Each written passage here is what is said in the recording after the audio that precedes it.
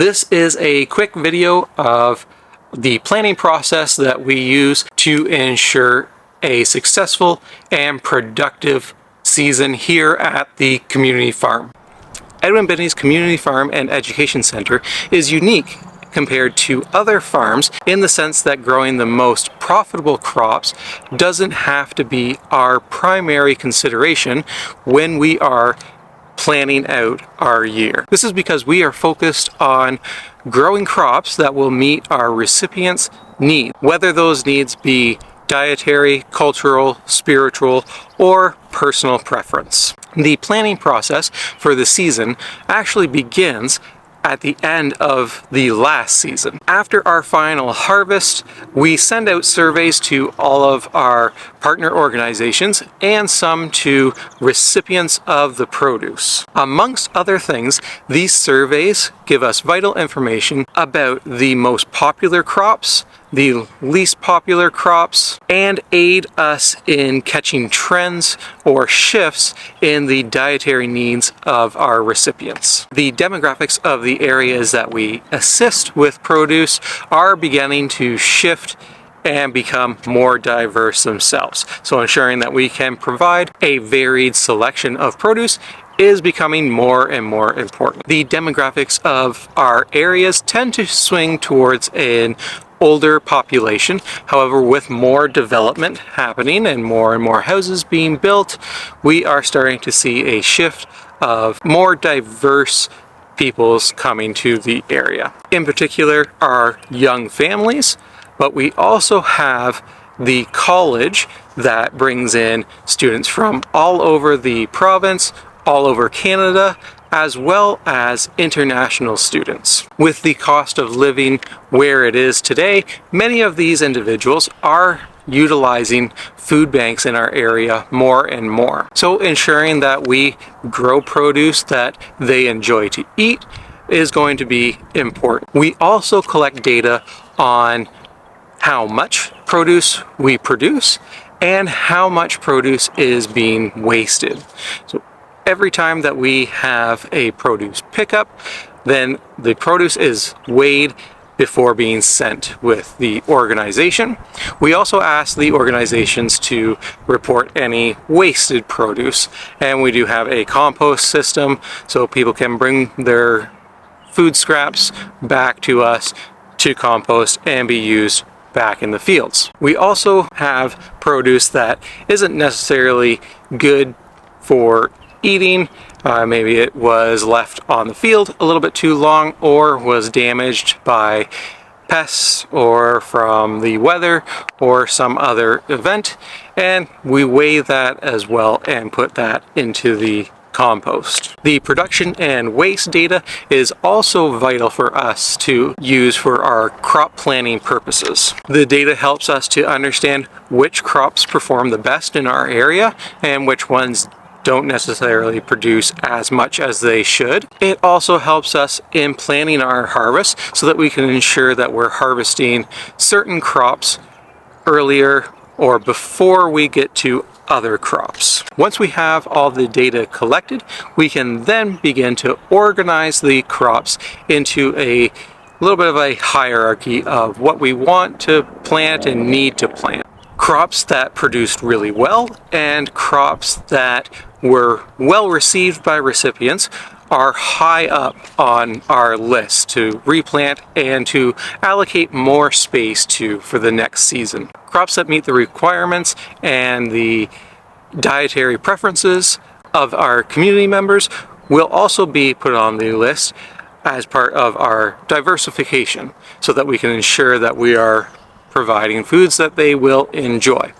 For example, virtually everybody loves potatoes, so we will grow a lot of potatoes. We'll plan to have a lot of room set aside for potatoes. Conversely, not as many people in our area are fans of hot peppers, eggplants, and okra.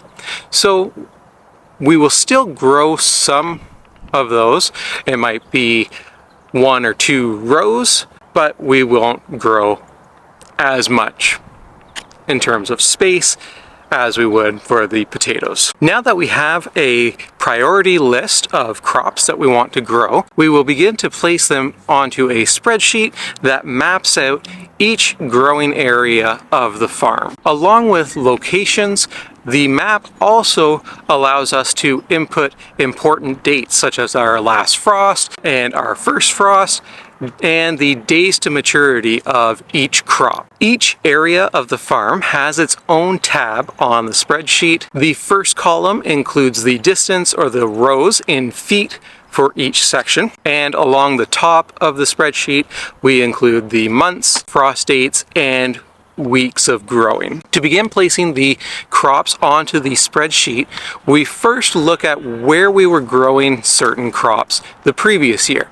This helps us to ensure that we are rotating our crops so that we can limit the amount of pest and disease pressure that our new crops will face. There is a ton of information out there that is readily available on crop rotations and the importance of rotating your crops and growing them in different locations, so it won't be covered in detail in this video. But if you would like to see a more detailed video on crop rotation, please leave a comment below and say that that's a video that you would like to see. Next, we will group crops into plant families, such as the Solanaceae, which are tomatoes, peppers, eggplants. Cucurbits are squashes, cucumbers, and zucchini. Brassicas include plants like broccoli, cauliflower, cabbage, and Brussels sprouts. Planting crops within their families helps to improve the efficiencies of the farm in a number of ways. First, crops of the same plant family will prefer similar growing conditions to each other, such as soil and temperature. This means that those plants can typically be planted at the same time, harvested at the same time, and that section of the field can then be cleaned out all at the same time, and if there is time left in the season, we could get another planting of the same crop or another crop. Second is that pests will tend to affect crop families rather than the individual crops themselves. For example, cucumber beetles are a very persistent pest in our area, and despite their name, they will also attack other crops in the same family as cucumbers, like zucchini and pumpkins and other squashes. Since these beetles overwinter in the soil, when we rotate the crop, we are now putting distance between the cucumber beetle larvae when they're hatching and the new crops when they're growing. And thirdly, crops of the same plant family will require similar nutrient requirements. Planting the same heavy feeding crops like corn in the same area over and over again is a great way to deplete the soil of macro and micronutrients. Either the future yields will suffer and we'll have stunted plant growth, or we will need to amend the soil heavily with added fertilizers. By rotating our crops, we can follow up those heavy feeders with a light feeding crop or with a crop that will actually amend the soil itself, such as beans and peas. Once we know or have an idea of where we want to plant our crops, we can then plan out when we want to plant them. Some crops, like brassicas, so those broccoli, cauliflower, cabbage, Brussels sprouts, will prefer cooler temperatures, so we can plant them either early in the season, around mid-spring, around now, and others like tomatoes, peppers, eggplant, and okra are warm season crops and will need to be planted out after our last frost. Some crops are very quick to mature and harvest, while others will require the entire length of our season. For example, early snowball cauliflower is a quick cropping brassica. From transplant to harvesting a head of the cauliflower, it takes about 50 days.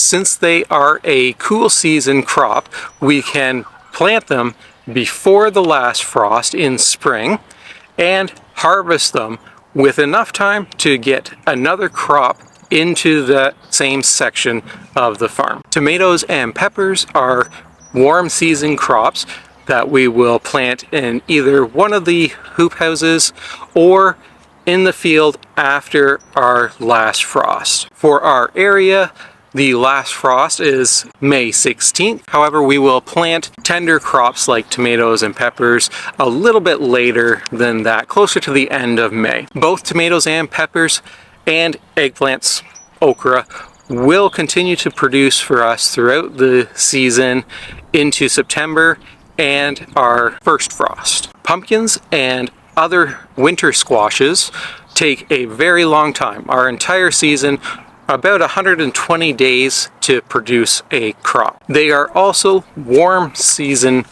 crops, so they prefer the warmth and heat of the summer. We typically direct seed pumpkin seeds into the field after the last frost, around the same time when we're transplanting the tomatoes and peppers into the field. The pumpkins often take about 120 days to fully mature. So if we plant them at the end of May, beginning of June, they will be ready to harvest at the end of September, beginning of October, just in time for Halloween and for pumpkin pie season. Since we grow in a somewhat cooler climate, we benefit from having 2 hoop houses and some raised beds on the farm. These structures help us to start our season a little bit earlier in the spring and to end later in the fall. Understanding the seasonality of the crops and their preferred growing conditions helps us to plan out which crops we're going to grow in the hoop houses or in the raised beds. In the spring, as we are doing now, we will grow crops like spinach and radishes, as they are fairly quick to produce a crop and prefer some cooler temperatures, but are protected from adverse weather conditions in the hoop house. When these crops are done, we will then be able to transplant in some tomatoes or cucumbers into the hoop houses. This allows us to have an earlier start to producing food and allow us to get food out to people who need it earlier in the season. This is a quick video of the planning process that we use to ensure a successful and productive season here at the community farm. Thank you for watching. I hope that you enjoyed this video. If you did enjoy the video, please leave a like, subscribe to the channel, and turn on the bell so that you'll get notifications of when we put out new videos. The weather is starting to turn up here in Ontario, and you won't want to miss what we have coming up this season.